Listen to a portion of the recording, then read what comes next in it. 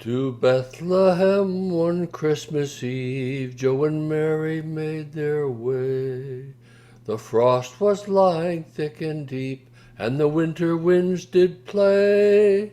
The winter winds did play, me boys, they chilled them to the bone. And they were there for the census sake, 100 miles from home. Now Joe he knocked on the first inn door to see if there was room. "There's nothing I can do for you until the 1st of June. There's nothing I can do for you if you're too dignified. But if in a stable you will lie, you can step around the side." Now she was nearly 9 months gone on this cold old Christmas Eve, and the tale of who the father was, sure no one would believe. Sure no one would believe me, boys, the tale I'll tell you now, of how she came to be lying there with a donkey and a cow. Now Joe he was a nice old fool who thought babies came from God.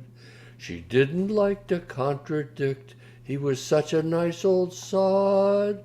He was such a nice old sod, me boys, that him she could not tell how in early spring when the bluebirds sing she was met by Gabriel.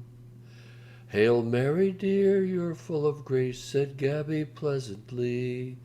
"I've got a bit of news for you," he continued on with glee.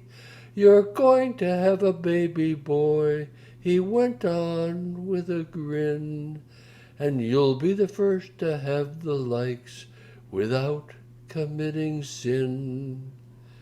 Well, it came to her as quite a shock to hear this bit of news, that she was going to have a babe, the first of the Christmas Jews. That she was going to have a babe, the Savior of us all. That's how she came to be lying there that evening in a stall.